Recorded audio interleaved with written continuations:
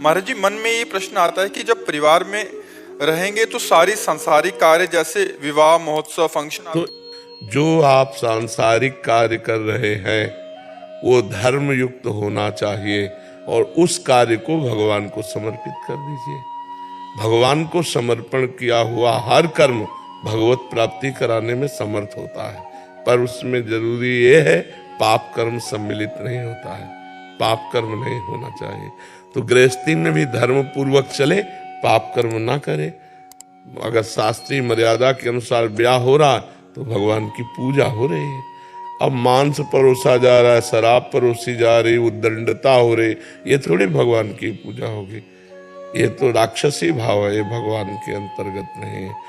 बड़े वीआईपी लोग वही माने जाएंगे जितने क्वालिटी का ये गंदा भोजन परोसा जाए। इसे घास फूस कहते हैं लोग, सात्विक भोजन को घास फूस खवाया और वीआईपी चीज तो खाए नहीं, क्योंकि वीआईपी चीज खा के नरक जाना है। तो इसलिए हमें लगता है कि सही माने में पूजा तभी होगी जब शास्त्र पद्धति के अनुसार हर कार्य हो रहा हो। अब देखो कितनी बढ़िया पद्धति थी हमारे समय में पीछे, जैसे ब्याह हुआ तो सब बारातियों के चरण धोए जाते और फिर खीर ले लीजिए, हलवा ले लीजिए, पूड़ी ले लीजिए। ये अब क्या रह गया है? अब गुरुजी, अगर ऐसी जगह जाना पड़ जाए जहाँ पे सब लोग इस तरीके का काम कर रहे हो और अगर हम उनके बीच में बैठे हुए हैं, हाँ तो इलायची खा के बैठो और उसी को चबाते रहो, कुछ खाओ पियो बताइए। अपवित्र भोजन खाने से बुद्धि भ्रष्ट हो जाती है। जैसे मैं न्यूजीलैंड में रहता हूँ तो मुझे बाहर हर पार्टी में जाना पड़ता है, तो मैं नहीं खाता खुद, तो वहाँ सभी खाते हैं। तो ऐसे मेरे लिए ठीक है जाना वहाँ? हाँ बिल्कुल, चले जाने में कोई, क्योंकि देखो संसार के व्यवहार में आप सन्यासी तो हो नहीं कि नहीं जाना, आपको तो जाना पड़ेगा। लेकिन वही कह रहा हूँ कि इलायची खाकर मुंह को चवलाते हुए आपको बताना है। अगर कोई देख रहा है कि कुछ नहीं खा रहा है और आपसे पूछा आप नहीं खा रहे हो, आज पेट में दर्द है, अब आना तो जरूरी था तो इसलिए आए हैं, अपनी बात कर देनी चाहिए कि हम दर्द में हैं, इस समय कैसे खाए, नहीं खा सकते।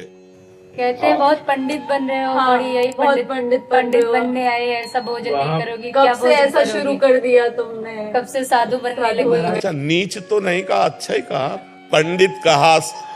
गुरु जी, तो ऐसे लगता है कि फिर हमारे गुरुदेव का भी तो अनादर कर रहे हैं, जिसको मान रहे हैं उन्हीं का अनादर हो रहा है। नहीं, सच्चा आदर हो रहा है। अगर हमें गालियां भी मिले और हम धर्म से चल रहे हैं तो हमारे गुरुदेव का आदर हो रहा है, ये बात समझनी चाहिए। ऐसा नहीं कि आपको कोई कहे कि तुम बहुत पंडित हो, बड़े भगत हो, तो आपको गर्व होना चाहिए ना। पंडित का मतलब होता है ज्ञानी, और भगवान का भक्त, कितनी बड़ी पदवी हमें दे दी, ए बड़े भगत है देखो, तो आपको गर्व होना चाहिए। हाँ, भगत तो हुए, भगवान का हूं। हमें दूसरों की चाल नहीं देखनी और दूसरों की बात नहीं माननी, हमें अपने भजन मार्ग में चलना है। ये सब बहुत निंदनीय है, बहुत निकृष्ट दुर्गति हो जाती है, बुद्धि भ्रष्ट हो जाती है। इसलिए समाज में जाना पड़ेगा। रिश्ते नाते हो सकते हैं, मान लो बेटी का ब्याह वहीं हो जहाँ ऐसे घर वाले हो। अब किसी के माथे में थोड़ी देखा लिखा है कि मांस खाता है, शराब पीता है। बहुत बढ़िया लड़का है, कमा खा रहा है, ब्याह कर दिया और फिर बाद में पता चला कि वो लोग ये सब खाते पीते हैं। तो अब जब रिश्ता हो गया तो जाना ही आना पड़ेगा, पर खाए ना, अपने धर्म से रहे तो सब बात ठीक हो जाती। बहुत कठिन है, कलिकाल में धर्म का निर्वाह करना बहुत कठिन है। देखो आजकल कैंसर हो रहा है, बहुत रोग बढ़ रहे हैं। पदार्थ सब अच्छे देखने में लगते हैं, लेकिन यदि वो सही पद्धति से नहीं बनाए गए, सही तेल से, सही पदार्थ, तो तुम्हारी आंतें हैं वो अंदर जाके नुकसान करेंगे। आजकल नकली पनीर चल गया, नकली खोवा चल गया, मतलब आपको लगेगा हम पौष्टिक पा रहे हैं और वो आंतों के लिए बहुत हानिकारक होगा। तो बहुत से लोग देखो, blood pressure low, blood pressure high, sugar, ये सब कितनी बीमारियां हो रही हैं, इसका कारण भोजन है। और दूसरी बात है, अब व्यायाम कोई करना नहीं चाहता कि सुबह ब्रह्म मुहूर्त में उठे, आधा घंटे शरीर को हम थोड़ा व्यायाम करें। और इतने मेहनत के काम होते थे वो सब बंद। अब घर में माताएं बहनें 4 बजे से चक्कियां पीसती थी हाथ से और भजन गाती थी।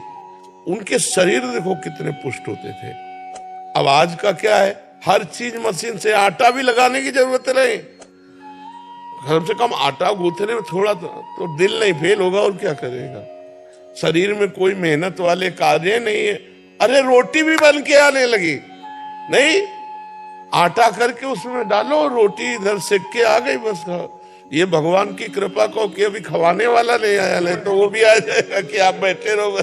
रोज व्यायाम करना चाहिए, हर मनुष्य को करना चाहिए, 15-20 मिनट तो करना चाहिए। बताओ इतने में व्यायाम कौन करता, रोज सुबह ब्रह्म मुहूर्त में उठ के।